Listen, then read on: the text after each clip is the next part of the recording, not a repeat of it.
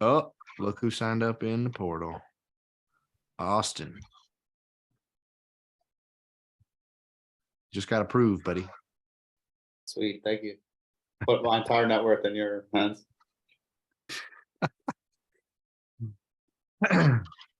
Your entire net worth. Um, 4 seasons. I'm sharing my screen. Wrong.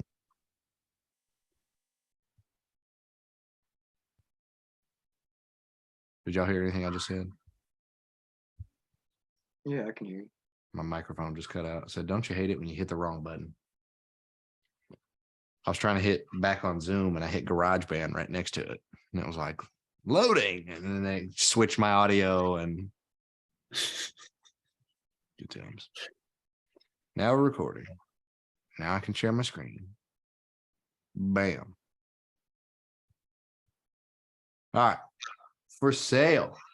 Camellia. Is that how you say it? Camellia Garden. Right. Tim Harrington Realty. Mr. Harrington himself. I'm pretty sure I've had a conversation with him before, but it's probably been a minute.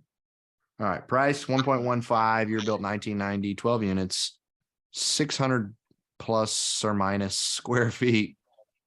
They're one bedroom, one bath. Okay. Brick construction, city utilities, 945 in rent. Did they send you a T12 or a rent roll, or was it just this OM? No, it's just that OM. There's some expenses further down. Pleased to offer the opportunity to purchase 1648 Pine Street, 12 units, 6,762 square feet complex in Baldwin County. It's located at an advantageous central location in Foley. Behind the hospital, new roof was installed along with updated flooring, fresh paint. All units are 1 bed, 1 baths, and there's on-site laundry. A new owner would still have the opportunity to add value by updating the kitchen and utilizing the extra land available. Total, the property encompasses around 1.5 acres. When I say extra land, they mean they want you to build more buildings, or they want you to build like a dog park or something in the extra land. We got this property here, concrete courtyard. I take it this is all the asset. That's the street. And she saw 1.44 acres extra, or this is all a part of. No, I think that's extra. I mean, it is a bit of space. Projected expenses shouldn't be projected. 2022 is over. Should be accurate. Price, cap rate, NOI, total rental income. Some pictures of the interiors. Use a little updating and they tell us about Foley. All right, let's see what we can do with it.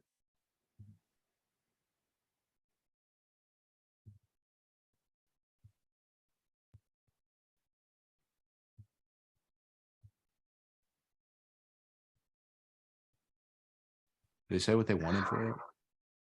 115.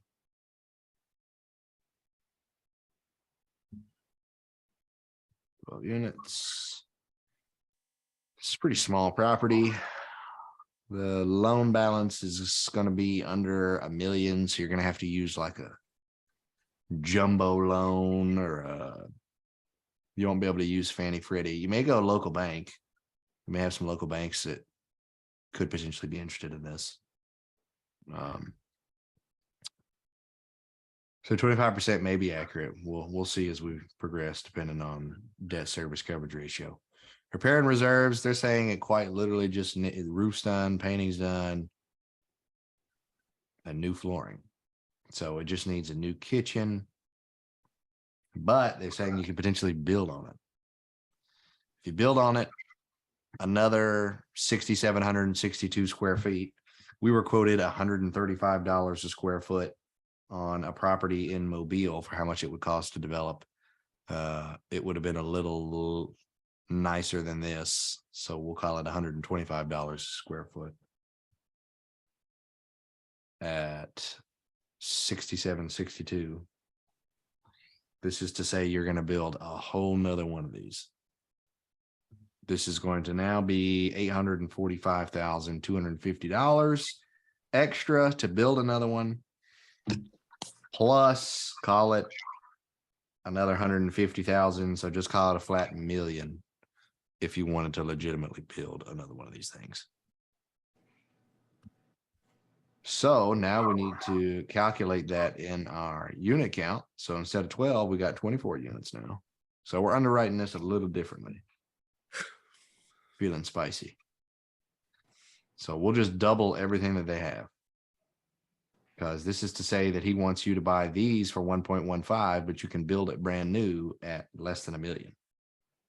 It's basically what we're estimating here, if that's the true legitimate case. But that's not taking into account the cost of that particular piece of land, huh? Well, he's saying it all comes in with it. Or is he saying it's a separate parcel? What did he say? Well, I meant, yeah, no, it for sale, it all comes with it, but I'm just talking about underwriting, like, never mind. Yeah, so this price would include the land. So now we're just saying how much is it going to cost to build it. And that 135 a square foot we got quoted was for everything, right? Permits, roof, construction, interiors, utilities, brand new everything, which is what this would be if this was something that we pursued. So paying technically 2.15 if we end up buying this for getting 24 units. Gross potential income is now going to be 134,460 times 268,920. Their vacancy is 6,500, which is what?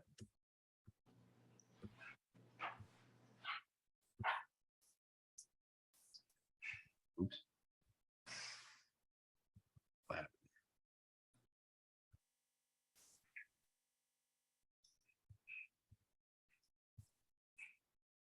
Call it 2.5%, so call it 5%.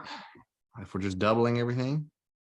Management 9412 times 2, 18,824.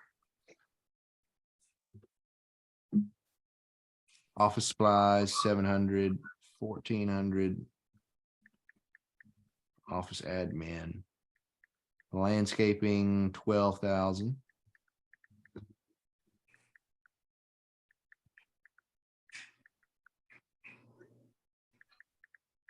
Pest control. We had that in here, another 500, so 13,000.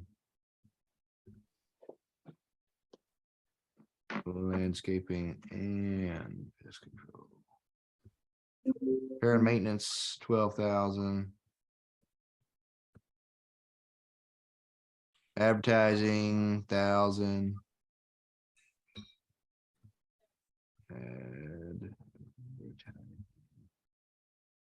Utilities, what was that? 14,800.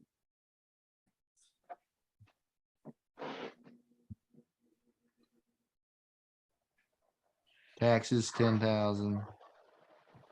This is also an assumption that everything's going to be exactly double, which isn't always the case. 11,349 times 2 is 22,698. Corporate fees, I tell you that's legal, $1,000.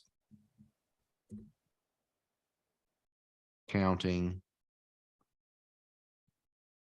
we can add that in here. 4,000. Well, accounting shouldn't increase just because we have more assets. So I'm going to keep that at 2,000. So it should be, call it 3,500. And then we've got to get our deposit to replacement reserve.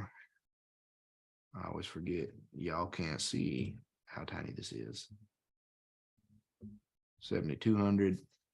There's nobody on payroll. It is fairly small. Probably not going to have anyone on payroll. It's probably going to be closer to 9% in the year, like maybe in the first year, and then maybe it transitions to 8% afterwards. Which is a little bit more streamlined. There's no trash removal, so I'm curious what they're doing for trash. Insurance, 22,698. Divided by 24 units is about $1,000 a unit. So that's probably pretty close to what it's actually going to cost. Maybe more. It's in Foley, so it's even closer to the coast. It could be more expensive. It could go up to 1,300 a unit times 24 units, 31.2. Call it a flat 30.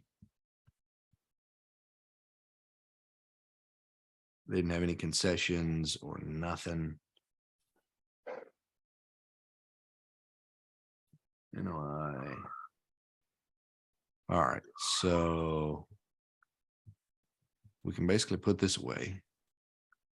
This isn't telling us anything else other than 945 currently. We got to figure out where we think we can go. Although this doesn't say 945.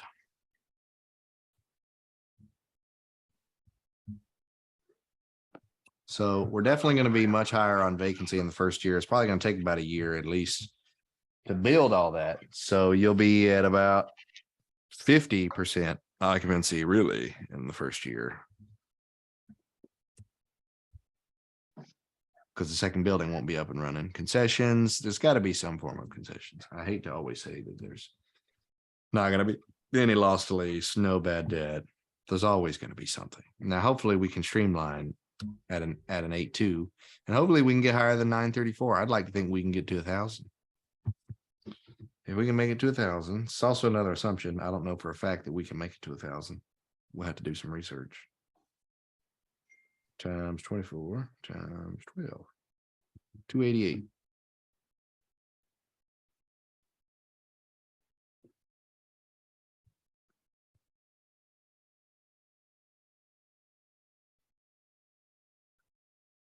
I'm going to consider that this is probably going to stay where it's at. May even. No, because we'll have a brand new building. So this probably will stay where it's at.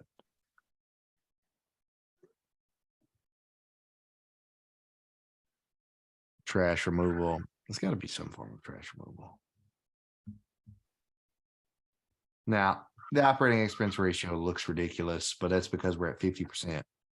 Because we're estimating that there's going to be 24 units when there's not yet. There's only 12. So as far as all these numbers go, we're looking pretty solid. Probably closer to a 6.5, possibly even 7. Depends on what kind of lender we go with. And if you look at it from today's numbers, there's just no flipping way. We had to be at a certain debt service coverage ratio, but they wouldn't be looking at it as if there was 24 units. They'd be looking at it as if there was 12 units. If there's 12 units, then legitimately we're closer to 5%. And looks like we meet the threshold. As long as these numbers are accurate. So you could potentially buy this at this price. However, this number is not accurate. We're going to go back to the 134 number. 134,460. Which is going to change things. Yep, we're back down to hiddly nothingness.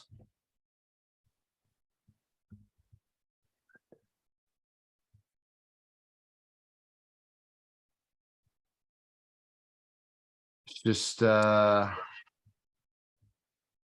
think for what they want for this asset, it may just be too much. As far as your ability to like get into the deal, it may be too much to go with any kind of standard lender.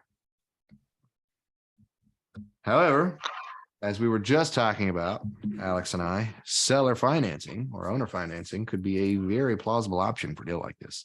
Typically, the smaller deals have a higher plausibility of owner financing being an option. And I can see that potentially being the case with the deal as small as 12 units. Since 12 units, and we talked about how it doesn't meet the $1 million threshold on the loan balance, which is the base minimum requirement for the Freddie or Fannie small balance or anything along those lines. Even if you're not going to agency, most lenders have that requirement for a commercial size asset. So if you're not meeting that requirement, more of a local bank or something of that sort is a higher plausibility. But it makes even more sense to attempt to go with something like seller financing, especially with it being so small. And if you're trying to do the new build, you could try to get this in at 4% instead of 6.5% with seller financing. This goes back to 50%. Obviously, the numbers look a lot better after the build. This is on a pro forma based cap rate. So take this number with a grain of salt. This number's more like it, although this isn't accurate. It wouldn't be that either, because we wouldn't be making this level of income because we don't have 24 units yet. So take what we see here with a slight grain of salt. There are potentially some other ways to make some other income. Like you could do a RUBS model on the water and sewer, or you could, they said there was laundry in there to make other income, but they didn't add it in here. So you may want some just more granular detail on the financials, but looking at it high level, it doesn't look like the end of the world. Now, this is probably going to be a C class, built in the 90s, but just due to the condition of the asset and probably the location, it's probably going to be a C class property. And even though you're going to have a new build construction, it's still probably going to be something like C class, because then you're going to want to go back to the other property and you're going to want to update and renovate it to what the new build, at least semi, looks like. So from a cap rate perspective, I would probably keep it at an 8%, if I'm being honest. Just because I know C class assets are trending closer to the 7-8 cap percentages. Now we're actually in the process right now, and hopefully we'll hear back tomorrow or Wednesday on a refinance that we're doing on another deal actually in Mobile. So I am really curious and really excited to see what that refinance actually comes back at, to know what appraisers are quantifying as market caps right now. I know what sellers, I know what buyers, I know what brokers are saying market caps are, but the appraiser is the one that's going to be the big inflection point, because they're the cap rate that the lender is going to use to determine, the actual cap rate of the market. They're kind of like the end all be all, which sucks if you get a crappy appraiser, but it just is what it is. So I'm really curious to see what he says cap rates are for that particular asset. Is C class in its age, but it's in a B class area. So Who's doing the appraisal? it's a good question. I don't know. Reggie ran the lead on that. I'll have to ask him. I used to, not that I have an extensive experience appraising apartments, but I used to be an appraiser, and what they would typically do on a project like that, there's a real estate research service called Corpaz, and they would, you'd go and they would survey market participants, and appraisers would pick the cap rates off that service. They'd say a C class apartment building, in Mobile, Alabama, and they'd look under the southeast column, and there'd be a cap. They would just take a survey of investors, and that's how they'd come up with the cap rate. Yeah, There was a couple different services that did it. One was called Real Estate Research, and one was called Corpaz. I'll be really excited to see what this particular individual comes back with. Now, my assumptions here are that we're going to be getting $1,000 by year 2, which means that we're going to be building $1,000 in average rent. Now, average rent just means across the portfolio with actual current occupancy. Doesn't necessarily mean the units that are vacant. We are including those, and that's what we're going to be charging and receiving when we get tenants in there. But we're still assuming that we're going to be at a 25% vacancy. So basically, we'll have about 6 units filled by the end of the second year, even though by the beginning of the second year, we'll have all 12 units up and running and built and ready to be leased. So if I'm being honest, this is probably overly conservative. We probably can get all 12 units. It's just 12 units leased in a 12-month time frame after development. So I'm going to go back and change that to saying we'll be at about 8% in this year, because construction will be all in the first year with just that one building up and running, collecting income, and the other $1 million that we have being used for development. So How much does that change anything? I don't know. We'll see. We're still deficient basically every year on the pref. Definitely in the first year, we've got negative cash flow. Now, we did say we wanted to do seller financing. So can I get a couple of years IO? Probably. See what the seller says. Let me go to my acquisition costs and finalize this portion. Probably going to be about 100 a unit, maybe even less since it's so few units, or maybe more since it's so few units. Depends if they're local or not. Appraisal on 12 units. 3,500 is probably pretty accurate. I'm going to say we're going for seller financing. So I'm saying we are not going to have an origination fee. Always going to do a cost sig. Good rule of thumb, cost 6 cost the exact same amount as the appraisal. Real estate taxes was 10.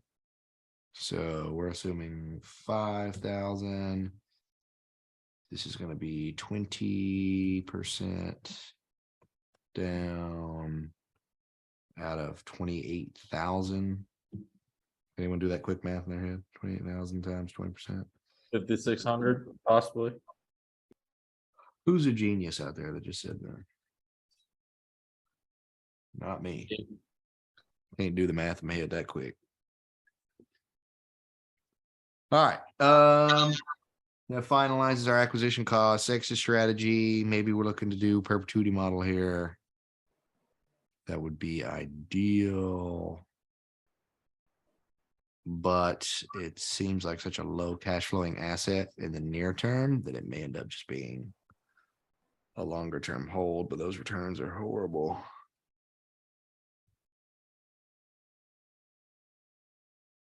You notice we go from 6.5% in year 6 to 4.5% in year 7. 6.5 in year 5. 6.5. I'm gonna go back to 4.5. It's not gonna go up in sales costs just because I hold it longer. It's the first time I've noticed that. All right. Hey, Josh, what version of this syndicated deal analyzer is this? When was this released? Good question. I don't know. I think this is 2021. And I've made some tweaks to it since too, so it's not just like the standard Oh, okay. version. This is kind of our updated version. Which is also the one that we added and put into the shared Google Drive. If you go into resources, underwriting, analyzer, the same thing is what you'll see. Gotcha. So all in all, if I'm paying 1.15 and trying to build another asset, this is also with the assumption that it's going to be at an 8 cap, right? All of these numbers can shift if I change the cap rate. Do I want to change the cap rate? I don't know. It just doesn't. I mean, there's going to be 12 units that are brand new 2023 build, and there's going to be the other 12 units that were built in the 90s. So it's kind of going to be an interesting conglomerate if that is something that we choose to pursue. But I just think 1.15 may be too much for this asset. It's going to be a hard sell to try to get seller financing and a significant amount off the purchase price. But those that don't ask don't receive, right? So maybe we pay 37.5 a door instead. Still just a crummy deal. Doesn't make a lot of sense. So if I go back and change a lot of these numbers, if I go back and say, this is only going to be 12 units, I only need 100,000 in reserves instead. I'm going to make half the money. 2, 6, 8, 9, 20 divided by 2 is 134, 460.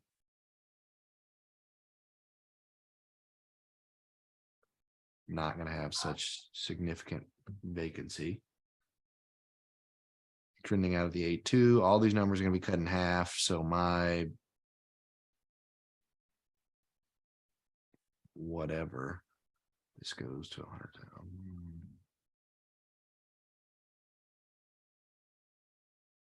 This changes to 134. 460. And this goes to what? 144?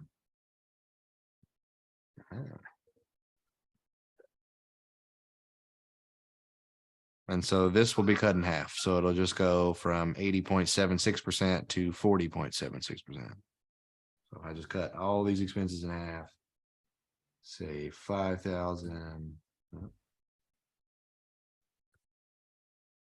14, 6,500, 1250. It's 14,800, 7,400.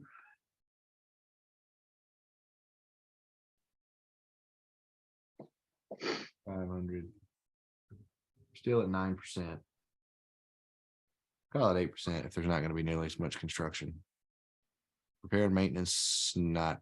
Well, I guess they said they had it at 6,000. Just seems awfully low. I'm gonna keep it at 10,000. 3,500 is gonna go to 1,750.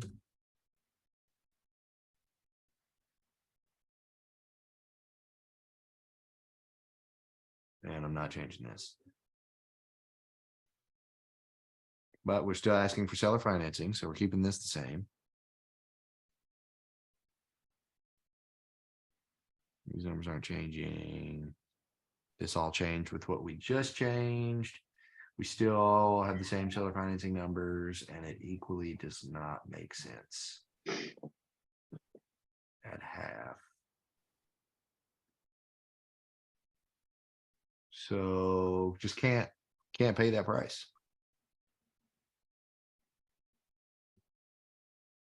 Maybe you can get it for 500,000. And it's great. Then the deal makes a lot more sense, right? Cash flowing and making some decent change. And you're not deficient in the pref. Whoop, whoop. Got some extra cash flow left over. Maybe you can even, yep, might as well call it 100%. You're pretty close. Well, lending's going to change a little bit. Interest rate won't be 4% on the refi.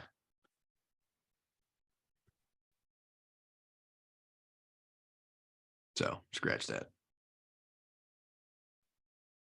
Maybe it takes 5 years to get there. Yeah, whatever.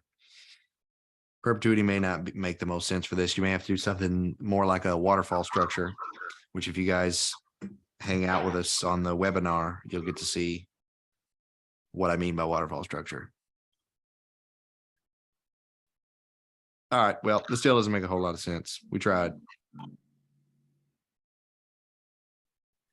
They just want too much. If you want to go and offer them 500,000, then Richard, you'll be good.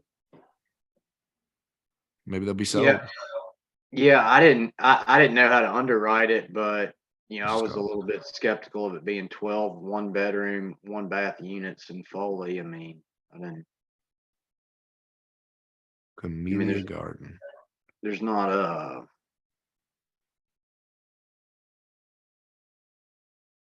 it's not much of a product mix. I mean, it's just one, same thing.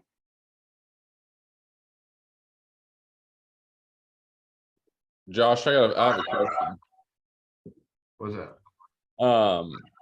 Instead of raising, just for shits and giggles, I guess, instead of raising the whole $1 million for the construction, would a construction loan, obviously it doesn't work regardless, but if it did, if the numbers did work, would a construction loan be better off, or you wouldn't have to raise the whole $1 million? Just Yeah, it's a high probability. Depends how much collateral the construction lender is going to get. Hopefully this is a construction loan, both for the acquisition and the construction. If it's right, just going to be for the construction and not the acquisition, they're probably not going to be that interested because it's just such a small deal. right. If they can get both pieces of the pie, it's plausible. There are some local banks that may be interested in that. But also we were considering doing owner financing. So I wasn't even thinking about throwing in the construction loan because I figured the seller doesn't have $1 million extra cash we can throw out.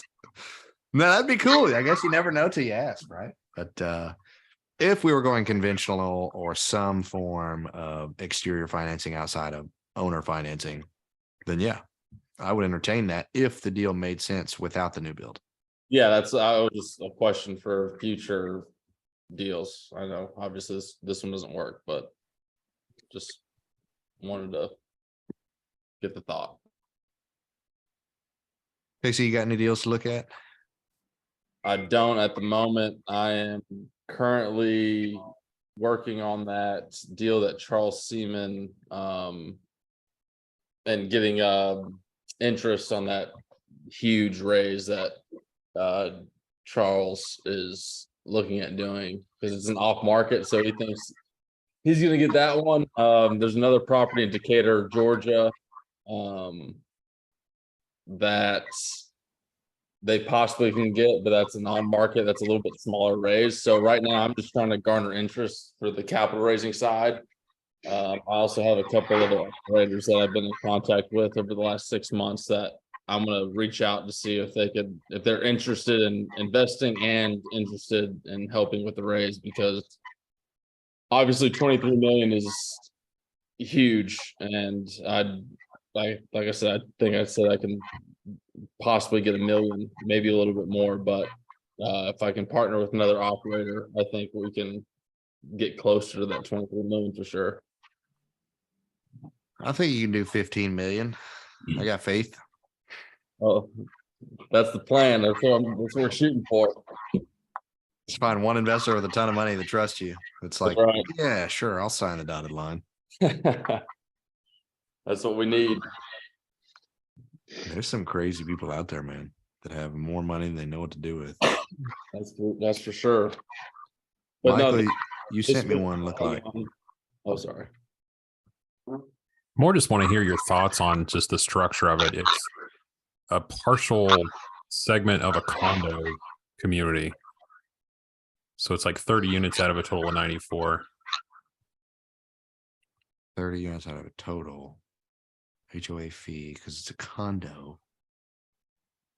So there's an HOA. You don't have New- absolute say in the 40. outside. The new owner controls 44% of the HOA vote. I'm gonna be honest, I don't know about voting HOA regulations with condos because they are going to be different depending on which condo you actually are in and the city and this, that, and the other. But this is in Houston. I don't know. I mean, we take a look at it.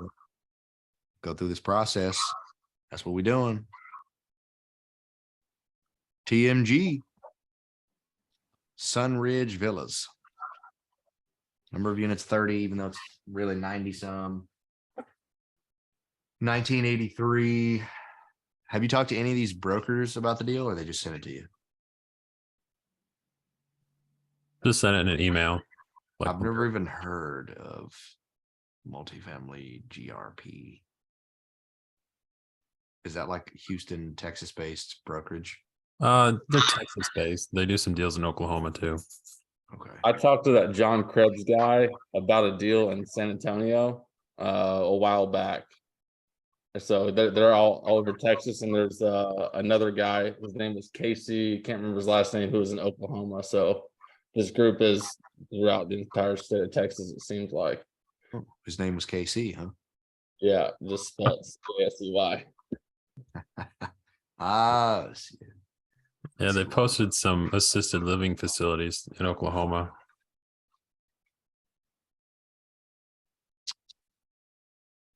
Unit mix that offers large floor plans.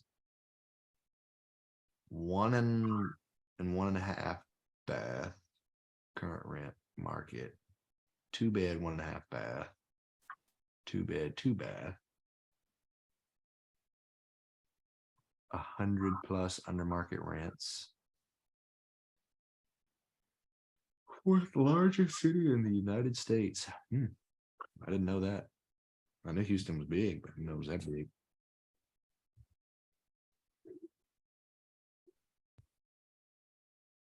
Free and clear, 73% occupancy. Is this like one seller that's selling 30 units, or is this 30 sellers that you're gonna have to deal with, that they just trying to conglomerate into a portfolio. I'm guessing it's one seller, but I don't know that for sure.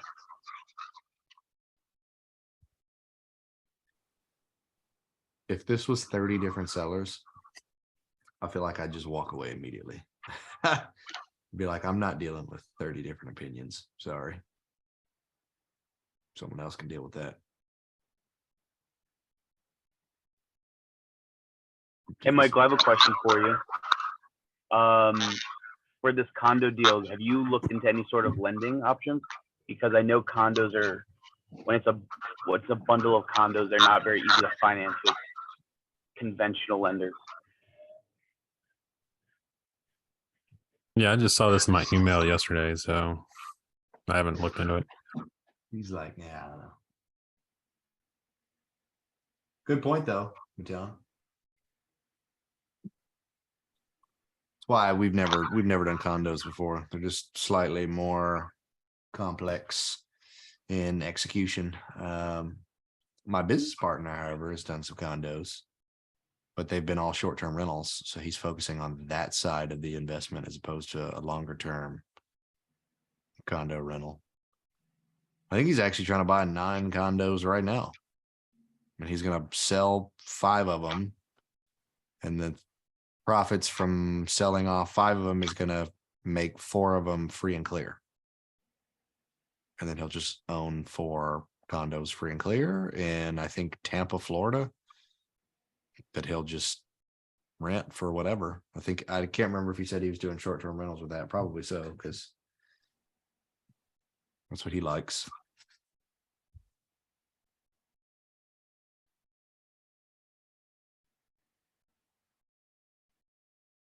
Yeah, I just don't know enough. Looking at this, I don't know enough about condos to accurately underwrite it. Nor Houston, Texas condos for that matter. I'm sure there's specific regulations around Houston, Texas. But if I'm you and I look at this deal and I see 30 condos and that's not even the whole complex, and you said it was gonna be like 44%, you don't even own 50% of the voting right or more, I would just steer clear on the initial cusp of just looking at it. If I'm really interested, if I'm really just curious, I would want to take a deeper dive and contact the broker and just be like, hey, can you just give me some more information on this? I've got questions, lots of questions.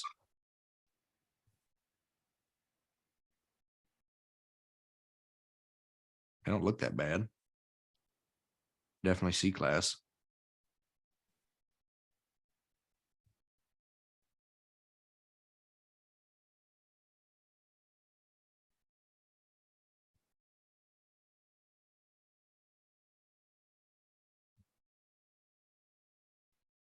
Hey Josh, so many times in Houston, when you have a big group of condos like that, like each individual structure could be owned by a different owner. So like you could have, 7, 8 structures and all owned by an individual owner, just the entire structure. And that one structure could have 8, 10, or 12 units in that one structure. That happens a lot. You're saying with these condos, basically it's probably just one person that owns these 30 units, however many buildings that is. Could be, yeah. It just depends how many buildings are there. I mean, it could be 90 units in that area and 30 are owned by just one guy, right? That one building. Okay. I mean, that makes sense. Deshaun, what are you sending over here? Acquisitions director, Deal Bridge Capital, website, calendar, LinkedIn. Oh, just for people to connect. You have my information. Okay. Connect with Deshaun, everybody. Like yesterday. Josh, I have a quick question on, it's similar to condos, but a broker. He didn't send me any of the information. He just said he had a built for rent, I guess portfolio. So they're townhomes basically, but they're not built to to like buy and live in. They're built for rent. Have you looked at any of those? And would that be the same thing as kind of like a condo, or like this kind of deal that Michael sent in, like for the underwriting? I mean, it's Yeah, I kind feel of like I would consider townhomes and condos to be right. like one and the same, but very similar in complexity of execution, which just increases my disinterest. I mean, Right. I obviously syndications are fairly complex, but they're streamlined in the sense that there is a lot of equity out there interested in lending, and either on the lending side or just the investor side, because that's going to be another piece of it. You may get through the whole process and get really excited and everything seems like it makes sense. And then come to find out it's a little bit more complex or difficult than you thought to get equity investors actually interested in townhomes. Yeah, I didn't request any information on that. I just wanted to see what you thought about it, because there's quite a bit of them being built, especially in Texas. It seems like these built for rent townhomes that they're just selling to one investor, not really selling to individually, like selling them off. So I just wanted to get your thoughts on that. Thank you. Well, hey, if it's build to rent, like if we're talking just a townhome and this is like townhome style, like I'm thinking townhome / condos, then I would go with what I just said. If we're talking specifically build, like a build to rent community, brand new, and they're trying to do a quick like 5-year flip on it or something, or you're trying to do new development yourself on the build to rent, that's a very lucrative space. There's a lot of equity out there interested in that. There's a lot of investors out there interested in that. Yeah, that's what this is. It's a It's straight built for rent. So yeah, similar, basically the exact same thing as multifamily, just maybe new development, or if it's already been constructed, then it's just class A multifamily. Because whereas they may be considered single family town homes, the style of it, the fact that it's built to rent community, you can build a lot of units in one spot. I actually live right now in a built to rent community in Mobile. And there's, I think, 240 or 241 units in this little complex. And it actually went for sale while I was living here. And I was like, ooh, I get the inside scoop into how this property is operating. As I'm paying my rent, I get to see, no one else that lives here is getting to see this. This is kind of cool. Of course, I didn't end up buying it. Class A, they wanted like way too much money for it. I don't remember how many millions, but just way too many millions. And I don't think it ever ended up actually selling because no one ever walked the property or came and looked at anything. And the property managers are like the same team is still here, but super side tangent. Anyway, if it's built to rent, I would say, even me personally, I would potentially be interested. And I know a handful of investors that would as well. okay. Well, I'll email him and see if I can get all the details for it. Was it a new build or was it a Yeah, it was pre-existing? newly built in 2022. Okay, they just built it. Now they're trying to sell it. Okay. Yeah. Yeah, it's definitely going to be class A, and they're probably going to want a hefty penny for it. Now, it depends. I don't know where class A sits right now and where they're at in the cycle of where we're at in today's market, which actually brings me to an interesting point. Reggie sent me something yesterday that was very interesting that I wanted to read to you guys.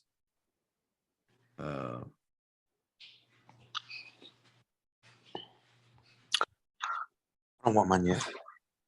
He said, Sorry, just I don't remember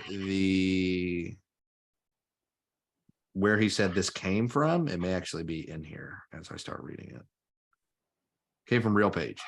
So, RealPage is kind of neck and neck company with CoStar, and being a massive data analytics company. We just prefer CoStar just because a lot of brokers seem to use CoStar more than RealPage, but I would say RealPage is probably equally equivalent to having factual data to CoStar. And so this was an interesting statistic. So net demand for apartments ended in negative territory for calendar 2022. So the last kind of quarter of 2022, meaning more renters moved out than moved in. But unlike the last time, demand went negative in 2009. Renter turnover was curiously low in 2022. Instead, the problem was at the front door. Demand for new leases all but evaporated due to low consumer confidence and high inflation. In other words, after an historic wave of household formation and relocations in 2021, Americans chose to mostly stay put in 2022. We've never before seen a period like this. Weak demand for all types of housing, despite robust job growth and sizable wage gains. It wasn't just apartment demand that shot up in 2021 and plunged in 2022. The same pattern played out to varying degrees in other rentals and in for sale homes. To address some common myths we hear about weak rental demand. Number one, no, there's no massive wave of move outs. Renter turnover throughout 2022 held at historically low levels, topped only by 2021.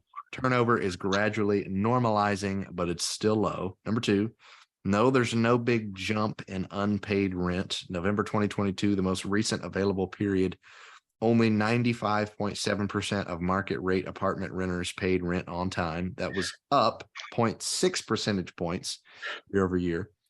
Number three, no, there's no indication renters are doubling up to any significant degree. That may occur later, but as the publicly traded apartment REITs all reported in their last earnings call, it's not a major factor yet. Number four, no, there's no flight to affordability, meaning renters aren't moving down for more expensive units or markets into more affordable units or markets.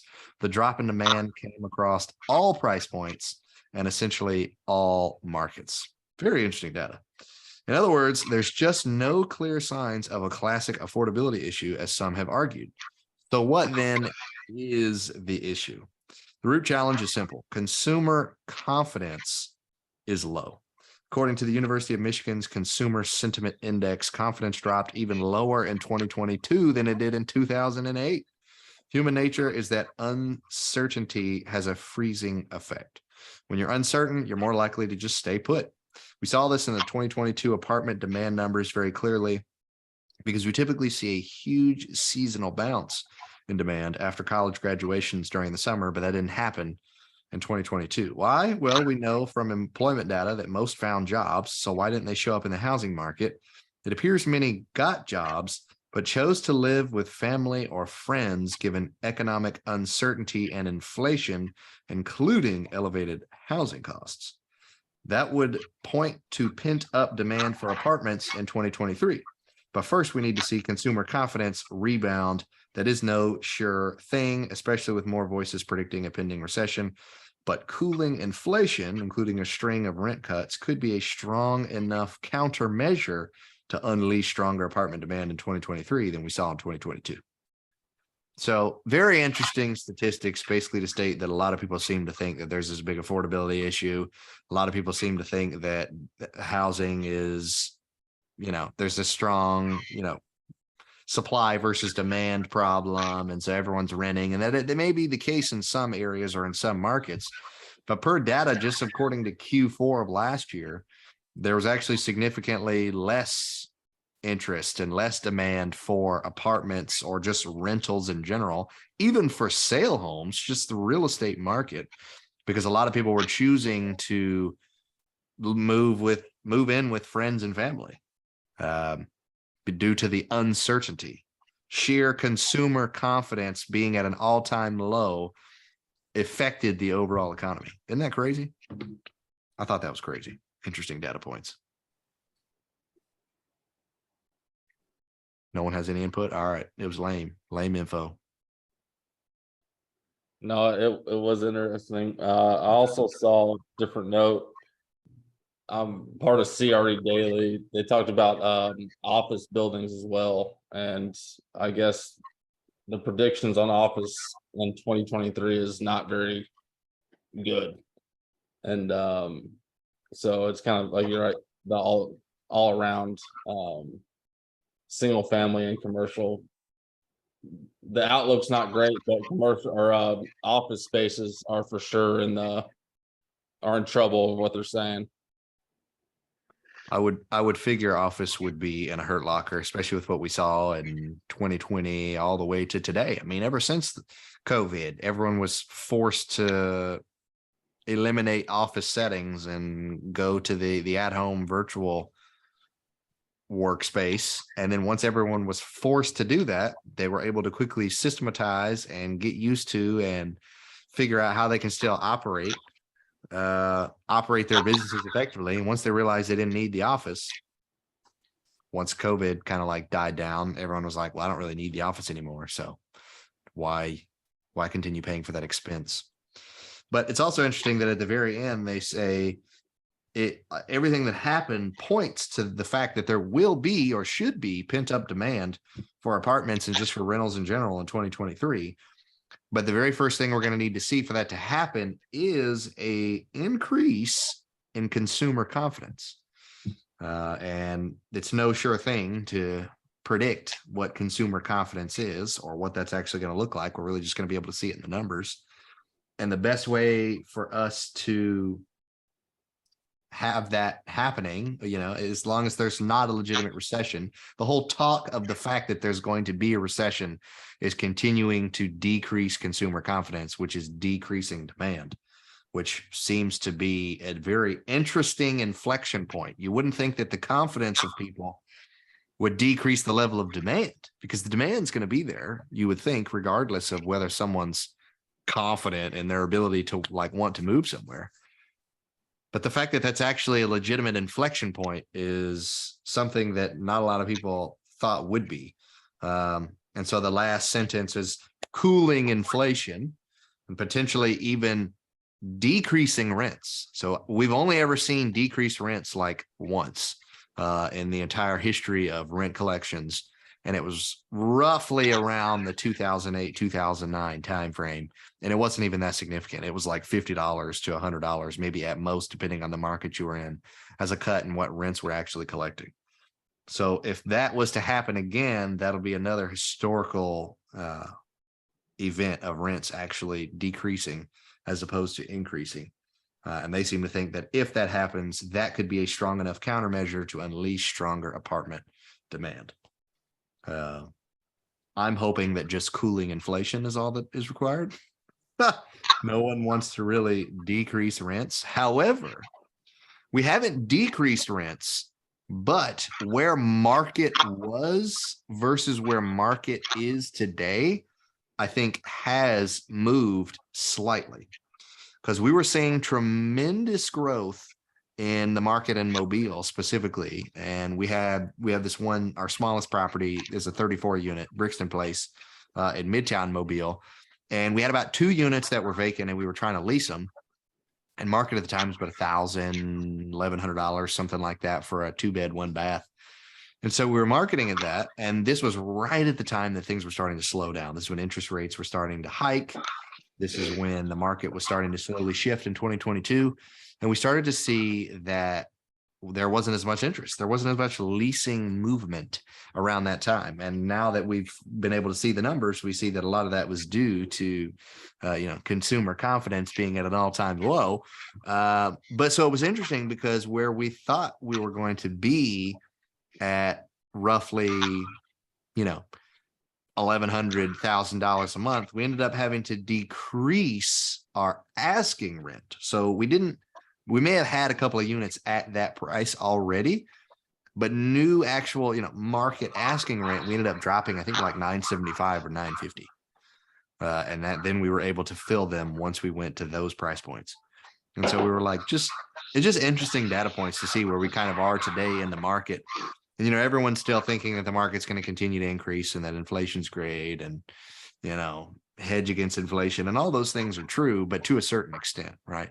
We're in this interesting inflection, unprecedented point where everyone's concerned about a recession, and they're moving as if the recession has already happened, even though it hasn't.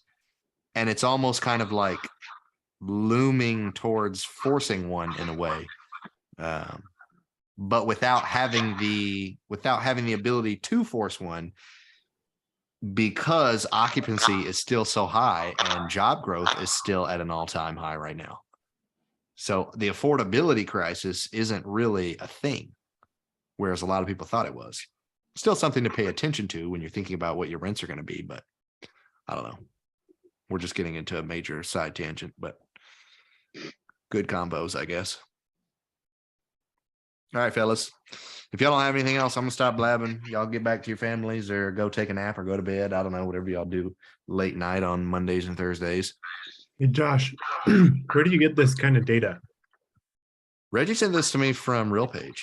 So he must either follow someone or he must have be on their like newsletter or attached to some, like the screenshot that he sent it in doesn't look like it's in an email. It looks like someone sent him a text, which couldn't have been accurate. It had to have been, I don't know. I had to ask him to give you a specific answer. I'll just ask him. Be like, hey, where'd you get that info?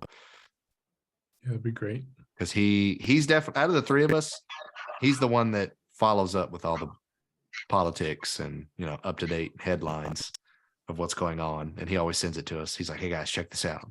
I'm like, Reggie, I don't have time to read that. Just let me know what it says. If it's interesting, sweet. You know, I'll use that in my arsenal of knowledge. But if it's just random political information, then I don't really care. Sweet. Thanks. All right, guys. So let me know if you have any other questions. We will reconvene on Thursday, the 12th, where we'll be jumping back into capital raising. To be a little bit more structured next time, promise. Hey, All right, these loose formats are great. It's good to have a mix of both. Yeah, I feel like so. So some of the combo we had, we wouldn't have had if it was structured. All right, guys. Josh. How do you get to the Wednesday night deal if there's no call going on? So yeah, it's not going to be a mastermind call. It'll be a webinar for our investment. So I sent the link in the chat box. It should be at the top. Just click on the link and the link will take you straight to somewhere that says, you know, register for this webinar, and then just Gotcha. fill out whatever. I think it asks for your name and your email address, and then it'll send you a calendar invite for that time with the link to join, and you'll just join at that time. We'll let you in and you'll be an observer until the end when we have Q&A. Hey Josh, could you resend that link? You didn't get that Just link? I just had to rejoin the call.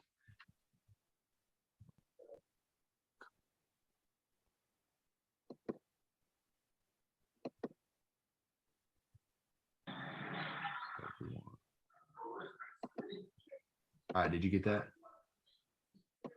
Yes, I see it. Thank you. That's Wednesday night. Wednesday at 5 p.m. Central Time. Okay, 6 p.m. Eastern. Okay, fantastic. Tom, if you're looking to invest, let me know, man. Well, listen, Josh, there's a lot going on. I actually I have a deal that I'm underwriting now that I would hope to float by you soon. We're doing a little more due diligence and then hopefully show it to you, get your opinion on as well. Let me know, bro. But yeah, there's a number of things. And also, just in case anybody is interested, I think Michael left, but I actually I got 2 term sheets for condo deals. So there are ways to do it. It's just not the traditional, the traditional way. So Wait. there's specific lenders. Anyways, have a good night, everybody. Thank you. All right. Later, guys.